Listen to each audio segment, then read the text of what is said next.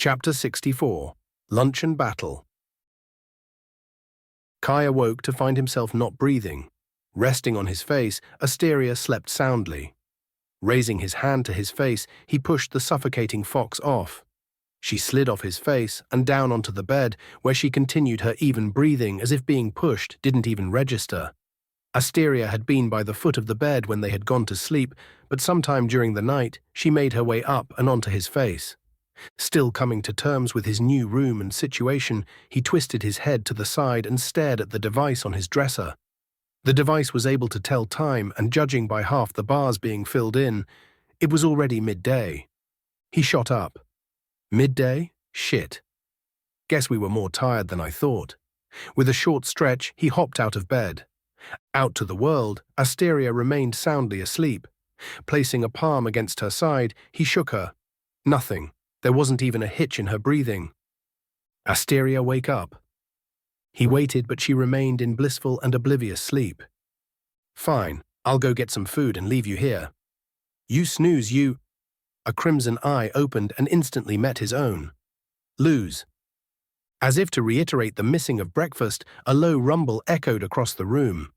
Asteria at least had the shame to avert her eyes. Letting out a helpless smile, Kai said, "Let's go get some food." The two worked their way down to a cafeteria they had spotted the night before. The cafeteria itself was reminiscent of his previous academies. Food was piled into large pans with a line of beings waiting to get some.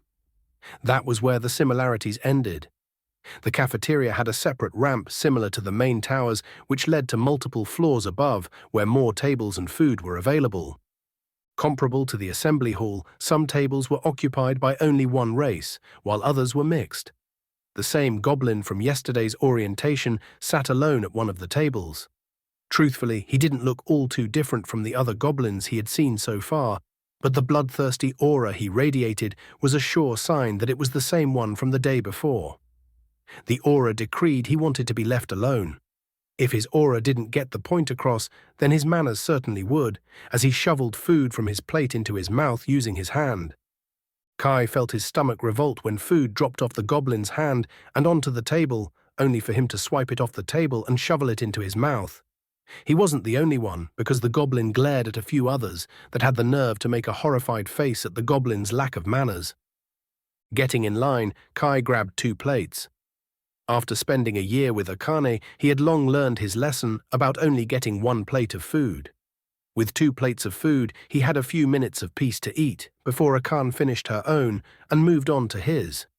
Normally, he would end up getting a minimum of 5 full plates of food for Akane.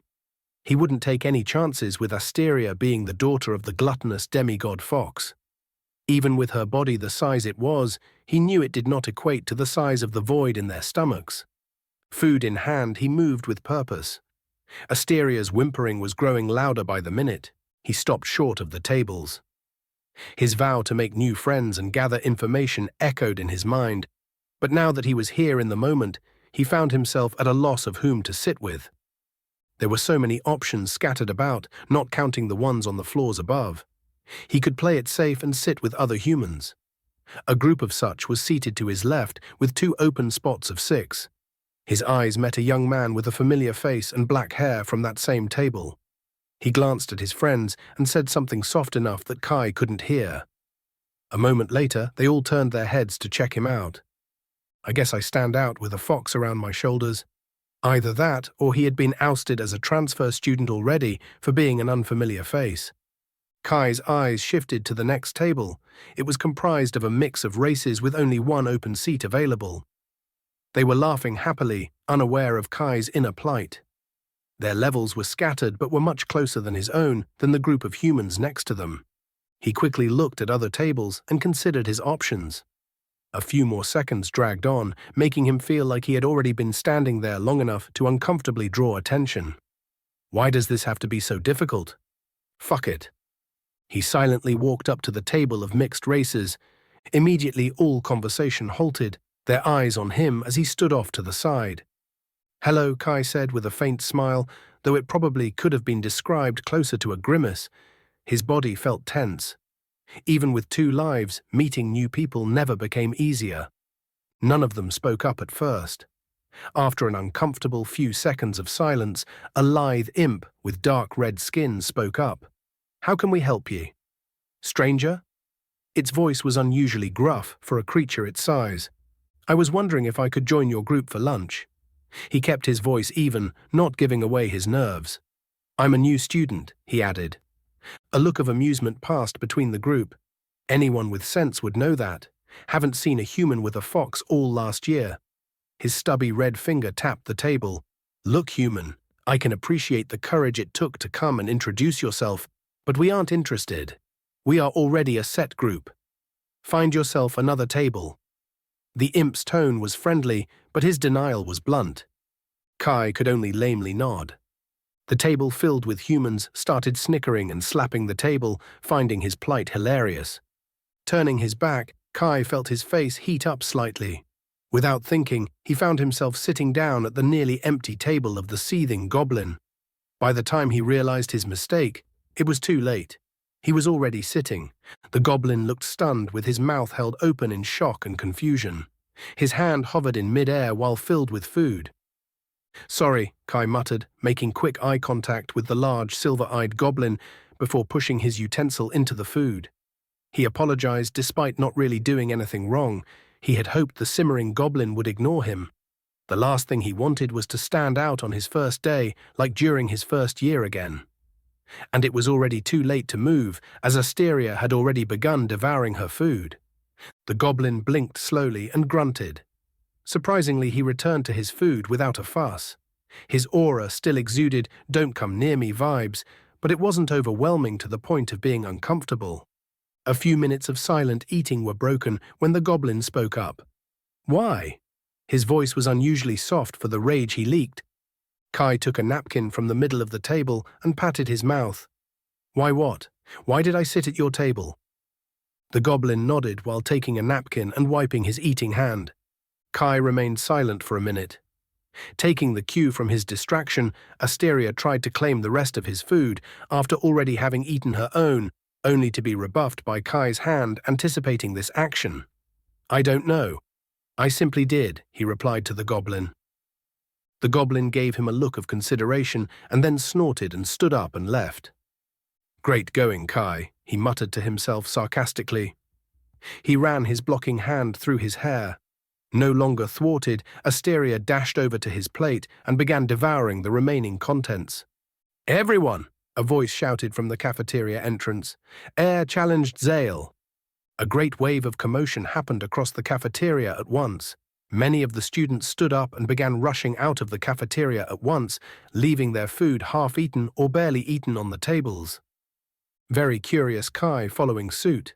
He grabbed Asteria, whose face was still attached to his plate. She let out a high-pitched whine as he ran after the other students up the ramp. "My food," she wailed. "You ate more than 3 people's worth." "I'm still growing. I was promised lots of food," she cried. "I'm going to tell Mom." Ignoring the threat, he felt his Lightfoot ability at work as his speed increased as he ran up the ramp. He nimbly dodged past one of the beings in the back of the group. A minute later, he entered the 4th plate and followed the others to a large building without any windows. More and more students had joined in, making for a massive group of running students all heading in the same direction. As he reached the top of the stairwell, Kai was surprised to find it was a miniature version of the Colosseum he had fought in a few days prior on Eris, with some differences. Unlike the one on Eris, this Colosseum was completely closed overhead. It had raised seating that was already filled with 1,000 others and still growing. In the pit below, 2 young students stood across from one another on a smaller raised platform, no longer than 50 meters across each way. An older woman with the Academy's emblem on her armor stood between them. 5 minutes later, the crowd had increased to a few thousand, though the number of students showing up had slowed significantly. "Today I will arbitrate the battle between the challenger Air and the challenged Zale." The adjudicator between the 2 students began, nodding first to his left, where a female high elf covered in bronze armor kneeled and prayed with one hand out, flat on the ground. In her other hand was a scimitar of ethereal quality that lay flat against the front of her helmet. On the adjudicator's right was an imp no bigger than the average gnome. He wore a simple robe that appeared a size too large for him, as it covered his feet entirely with plenty of fabric to spare. The imp's face was completely composed and void of emotions. His beady black eyes were intensely focused on his opponent and nothing else. High Elf, Forging level 96. Imp, Forging level 100. The adjudicator in the middle of the arena raised a hand and silence followed. Should the challenger Ari win, she will be granted Zale's ranking on the leaderboards, which at the current time is rank 3, and should the challenge Zale win, he will receive 1,382 prime points from the challenger as put forth as the stake for the bet. Standard battle rules apply. You may begin. With that said, the adjudicator vanished from the arena. Familiar blue mist burst out of the elf, spreading across the small arena until nothing except the mist could be seen. Both fighters had vanished from his sight. It appeared denser than the mist in the illusionary misty region as it was more concentrated. Kai had hoped to see what he might have fought, like had he chosen mist magic and not gravity during his magic selection, but with the mists blocking the view of the fight, he found himself disappointed. Not by the lack of vision, but by the fact that the elf had to resort to tricks against her opponent. A dwarf that had been standing at the railing before them sighed and sat down between Kai and a lion beastkin with an impressive man in the next seat over. You think air could ever win a fight without covering the field in that? An orange glow from within the mists shot across the field of battle, stopping the speaker cold. Confounding mists of hers, the dwarf asked. No chance. Her skill set is all about deception and obscuration, his beastkin friend said. His eyes shifted as if watching something in the mists that Kai could not see. I know. The dwarf let out another sigh. He wasn't even bothering looking down into the mist-filled arena anymore, instead tinkering with a cube in his hands made of green metallic material. Who do you think is going to win? Kai asked, injecting himself into the conversation. Without a pause, the dwarf answered, Zale, no question. I'm not so sure. Air left for 3 weeks and only just returned this morning. She must be confident to challenge Zale again. The beastkin growled lightly. His eyes never left the mists. She was rank 16 when she left. Now she is 28. She should have challenged someone closer to her original rank when she got back. Skipping ahead to the undisputed third-ranked individual is plain stupidity. The dwarf picked at something in his teeth. Still, you really have to admire her. She has more grit than most dwarves facing their first symbol of magic. Those were the days. I don't think I was sober for an entire month. Plumes of orange and yellow flames soared out of the mists and crashed into an invisible barrier covering the arena, stopping them completely. There was now a constant hue of orange inside the mists, turning the once blue mists orange-tinged. Down the line of seats, they could hear other spectators making bets. An idea came to Kai. I'd wager 1 prime point that Air will defeat Zale. But I'm currently out of points until tomorrow. Kai thought to see if they would accept the wager if it meant gathering more information. Ha! How did you manage to spend all yours? The dwarf laughed heartily. Kai shook his head. I didn't. I only transferred in yesterday. A transfer student, the beastkin hummed, but it came out more like a purr. Okay, I'll take your bet. My name is Thrain of the Clan Granite, and that is Gladriel, the dwarf introduced. He put down his trinket and looked at Kai for the first time since the conversation began. For such a fresh-faced dwarf, his rust-colored beard was already down to his waist. Kai Kineris, he stuck his hand out. The dwarf looked at the appendage puzzled. It's a handshake, a sign of agreement to the terms set forth, Kai explained. I know what a handshake is, Bunderhead. You think I live under a rock or something? He crossed his arms with a frown. I guess you haven't read the packet yet. No, Kai admitted. I spent the day exploring after orientation yesterday. At this point, Kai had stopped paying attention to the fight below. Not that was anything to see. It's all in the packet, but simply either today or tomorrow, a point bracelet will be delivered to your housing unit. It is comprised of innovative enchantments that are keyed to your aura signature that works with will and intent to record, add, or subject prime points during the course of your stay in the Prime Academy. That sounds fictional, Kai said skeptically. I know, right? Thrain slapped his knee. None that I know of have been able to reverse engineer the enchantments. In any case, the bracelet works in such a way that you can personally transfer points to another's if you were to make a bet and lose or buy something. We can transfer the 1 prime point next time we meet. And what happens if one simply doesn't? Kai asked. The system of transferring points seemed based on an honorary system of trust, hoping that one would uphold their word. Thrain let out an evil chuckle. Well, that's where the enforcement division comes into play. Take my word, never. Never get on their bad side. A feminine yell called out from inside the mists.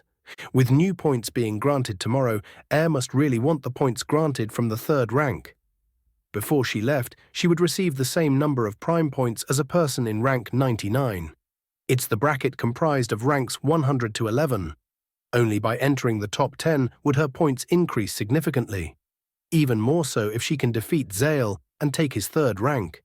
She'd likely earn more prime points in 2 months as the 3rd rank than she would in 6 months as rank 16. The risk is justified to challenge Zale. Still, she could have worked her way up slower, even if it meant waiting 1 month. Kai suppressed a smile. Intentional or not, the dwarf Thrain had proved to be a treasure trove of knowledge so far. What he found most interesting was the strongest second-year students were already at the boundary of the 3rd realm. On his lap, Asteria had fallen asleep, likely digesting the food in her non-bloated stomach. She cutely curled her front legs around her face as if to block the light and noise. More and more flames streamed from the mist's boundary. The battle had picked up in intensity. It seems our new friend won the bet, Gladriel calmly said. 10 seconds later, both flames and mist vanished, signaling the end of the fight. On the field of battle, the elf hunched over, hands on knees, breathing deeply, but still standing, while the imp lay bloody and unconscious on the floor. By the Holy Nine, she did it, laughed Thrain.